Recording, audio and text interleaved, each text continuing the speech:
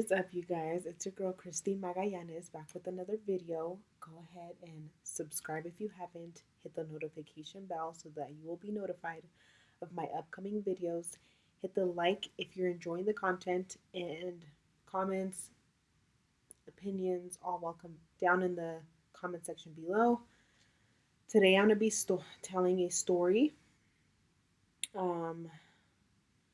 She doesn't mind if I say her name. But I'm going to go ahead and see if you guys will wait at the very end. I will be drawing her name. So give me a sec. Hold on.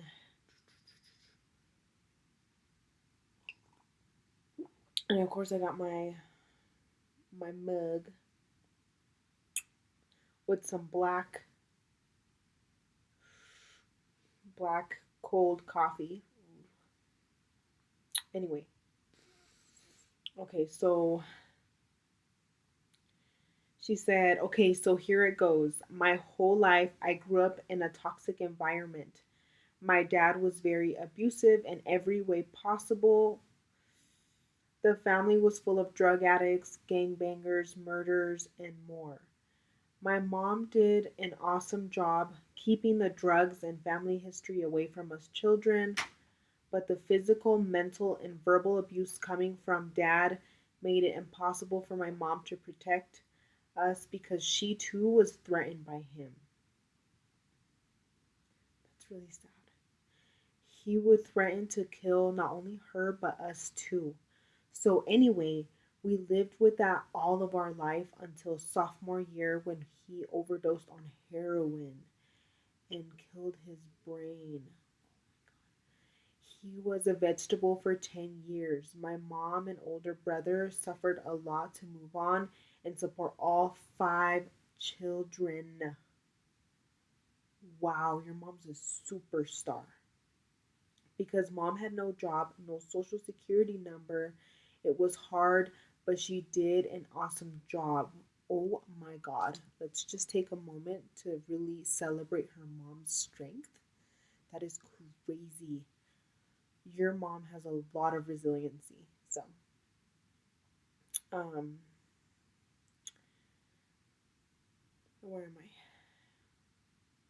My brother, I owe him a lot. I love them both. After high school, I myself fell into drug life. I was already a mom of 2, but losing my dad gave me a sense of freedom. For a full year, I was a meth and coke addict. I made I made a lot of bad decisions, the worst one dating a married but separated dude that is over 10 years older than me. With him, everything was a game, including my life.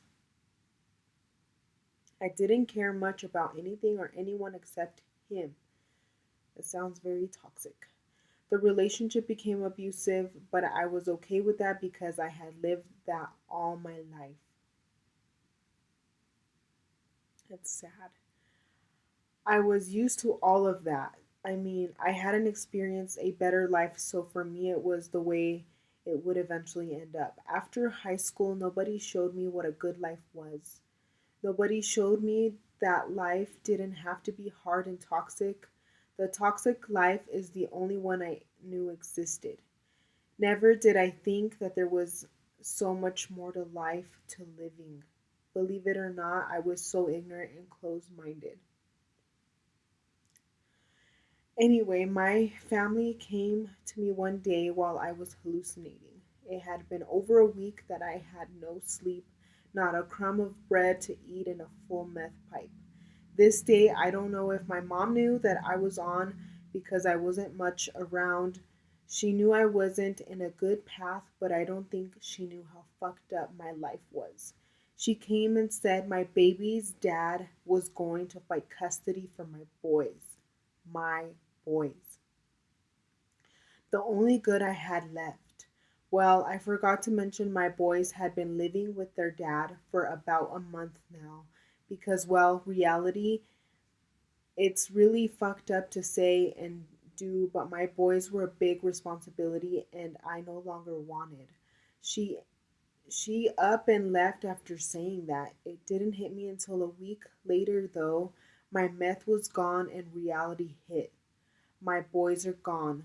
What am I doing? I ask myself why my dad chose drugs over everything, yet I was there doing the same. What the fuck?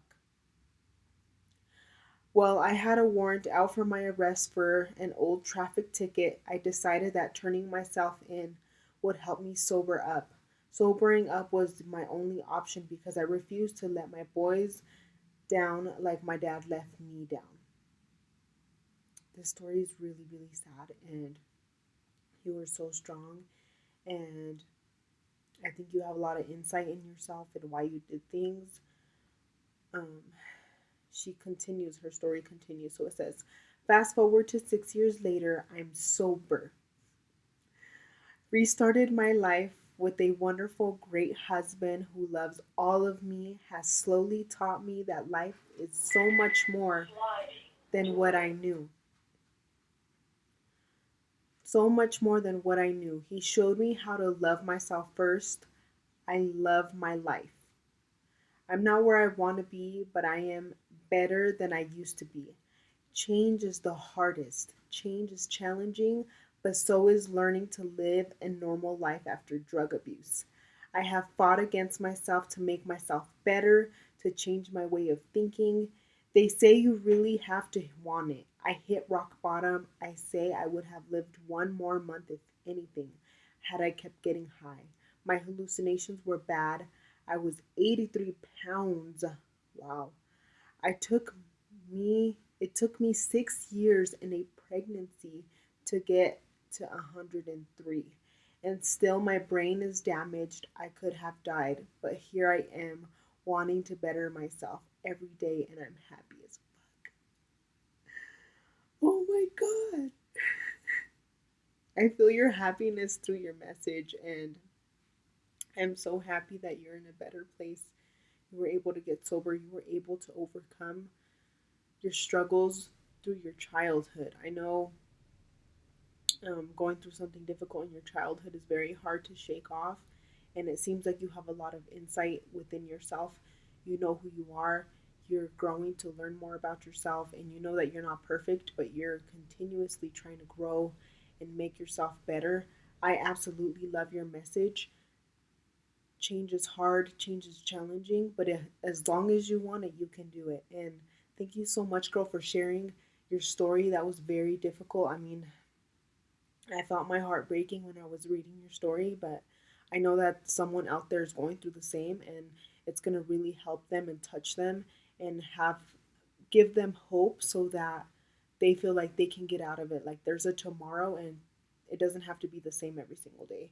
The future can change. So thank you so much for sharing, and thank you everyone else who has stayed and watched.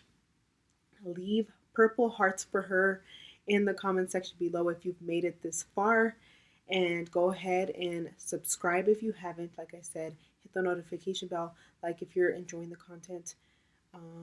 Comment down below, and I'm also going to leave the email if you want to send me a story. I'm going to leave the email. Tell me if you want to be anonymous. Send me pictures if you want me to include them. Tell me the 10-letter phrase that you want me to draw. And yeah, that's it, guys. I will catch you in the next one.